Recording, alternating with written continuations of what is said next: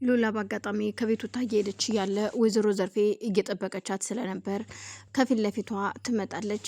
ሉላ አላጌቻትም ስለነበረ በጣም ትደነግጣለች። ቀና ስትል ዘርፌን ስታያት አንቺ የተረገምሽ የማትገኝ መስሎሽ ነበር እንዴ ከኔ የተደበቅሽው?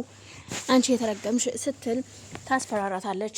ቆይ ምን እያልሽ ነው ያለሽው ስትላት እና እኔ ምን ላድርግሽ ለዚህ ሁሉ እኮ ያበቃሽ ስራሽ ነው ስትል ሉላ ትመልስላታለች።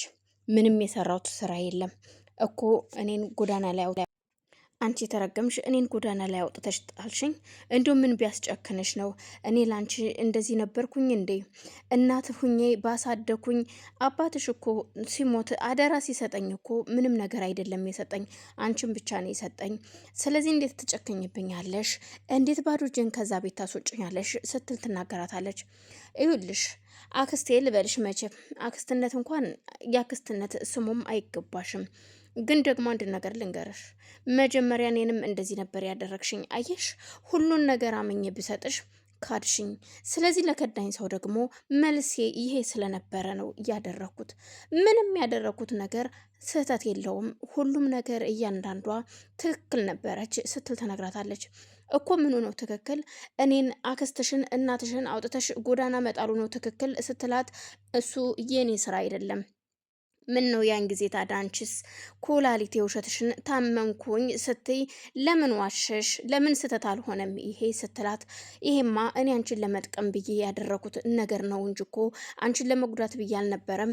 እንዴት እንደዚህ ታደርጊያለሽ? አሁን ግን እገልሻለሁ ስትል ጸጉሯን ለመያዝ እጇን ሰደድ ስታደርግ ቤዛ ከኋላ ትመጣና አንቺ የተደረገምሽ ሴትዮ እህቴን ምን ልታደርጊያት ነው ትላታለች።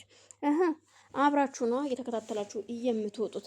ደግሞ እህቴ ጋር አይደለሁም ብለሽኝ አልነበረም ወይ ስትላት፣ ከዚህ በኋላ እኮ አንቺ አይመለከትሽም። ከማንም ጋር ልሁን ከማንም ጋር አያገባሽም።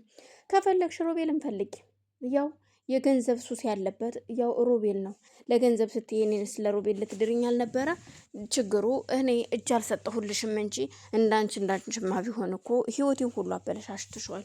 እርግጥ አሁንም አበላሽተሻል፣ ግን ደግሞ ቶሎ ወጥቻለሁ ከህይወቴ ትላታለች። እና ቆይኔሽ ምን አደረኩኝ? አሁን እኮ ልቀቂኝ፣ በቃ አሁን ልሂድበት። ሴት የት ልውደቅ ስትል ቤዛም ይኸውልሽ አሁን አክስቴን ልቀቂያት፣ እህቴን ልቀቂያት። አሁን እህቴን ከዚህ በኋላ ጫፏን ብትነኪያት እዩልሽ ውርድ ከራሴ እገልሻለሁ ስትል ቤዛ ታስፈራራታለች። ወይዘሮ ዘርፌም ደንግጣ ስለነበረ እሷን ለቃት ትታት ዞር ትላለች።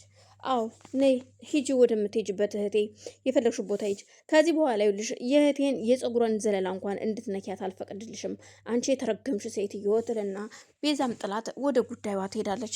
ወይዘሮ ዘርፌ በጣም ተናዳም ስለነበረ ሮቤልን እየፈለገች ነበር። ከሮቤል ጋር ገንዘብ አገኛለሁ ብላ ብትፈልግ ሮቤል መጠጥ ቤት ነበረና ሲሄድ ሮቤል እንደ ድሮ ወይም ደግሞ ሌላ ለየት ያሉ መጠጦችን ሳይሆን የሚጠጣው ወደ ቢራ ተዘዋውሮ ቁጭ ብሎ ቢራ እየጠጣ ነበረ።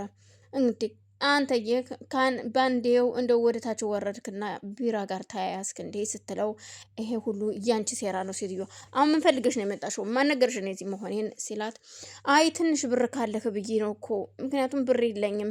እስካሁን የማድረው ሆቴል እያያዝኩኝ ልብሴን እየሸጥኩኝ ነበረ፣ አሁን ግን ምንም ነገር የለኝም ትለዋለች።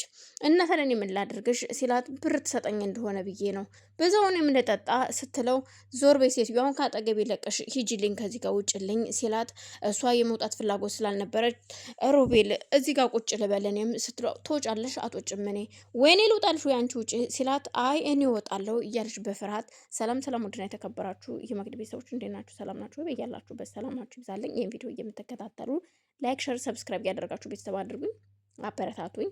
ቤተሰብ የሆናችሁ ደግሞ ላይክ ሸር እያደረጋችሁ አበረታቱኝ። ሀሳብ አስተያየታችሁን በኮሜንት አስቀምጡልኝ። አመሰግናለሁ።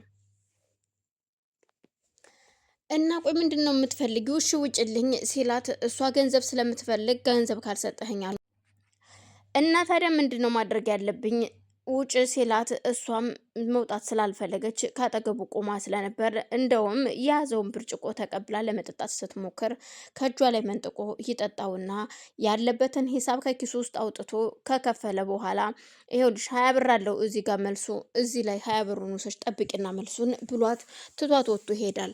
ወይኔ ዘርፌ መጨረሻዬ እንደዚህ ይሁን፣ ማንም ይዋረድብኝ፣ ወይኔ ዘርፌ እያለች ብቻዋን እንዴት 20 ብር ብቻ ይሰጠኛል ይሄ ተረገመ ይህን ጊዜ እኮ ቤት ቢኖረኝ ኑሮ እያለቃቀሰ ይመጣ ነበር በማለት እሷም ትታ ወደ ውጭ ትወጣለች። እሱም ደግሞ ይሄ የተረገመ ወንድሜንማ አሳምኜ የሆነ ነገር ማድረግ አለብኝ፣ በፍጹም አልተዋቸውም ይልና ስልክ ይደውልላታል ለቤዛ ስልክ ይደውልና ስሚ አንቺ የተረገምሽ ይውልሽ እንዲህ በቀላሉ የምተዋችሁ እንዳይመስላችሁ፣ በፍጹም አልተዋችሁም ይላታል። አሁን እኔን ተወኝ አንተ የተረገምክ ስትል ወንድሙ ተቀብሎ ስልኩን ሲያወራው ከዚህ በኋላ ስልክ እንዳትደውል በዚህ ስልክ ነግሬሃለሁ፣ ሮቤል ከኔ ጋር ነው የምትጣላው፣ መኖር ከፈለክ ዝም ብለህ ኑር፣ አይ ካልክ ደግሞ አጠፋሃለሁ በማለት ዝቶበት ሱራፌልም ስልኩን ይዘጋዋል። ሳሮንን ቤዛ ጋር ስለነበረች ቤዝ ቆይ አሁን ሰርጋችሁ ከማን ከማን ጋር ሊሆን ነው? ያው እኔማ ሽብሩን ብዬ ነበር፣ ሽብሩም ደግሞ እሷን የሚገርምሽ ነገር ከኩቻ ጋር ያደረጉት ነገር የሚገርም እኮ ነው። ኩቻ እኮ ሳሚን ለማስቀናት ብላ ነበረ ሽብሩን እንዲያገባት የነገረችው። እናም ብቻ ነገሩ ግራ ያጋባል። ወይ ለእኔ እንኳን ቀድማ አልነገረችኝ፣ አንዳቸው እንኳን አልነገሩንም። ስለዚህ ሽብሩን እኔ ከዚህ በኋላ አላገባውም። ስለዚህ ሳሚ ደግሞ ሰርጉ ገጠር ነው የሚሆነው የእሷ ቤተሰቦች ጋር ብሏል። እና እንዴት ነው ስትል እኔም ግራ ገብቶኛል።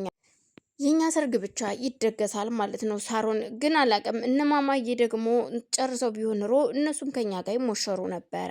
ወይም እስኪ እናንተን ደግሞ እኔና አንቺ ከኛ ጋር ትሞሸሪያለሽ ሳሮን ግድ የለሽም ትላታለች።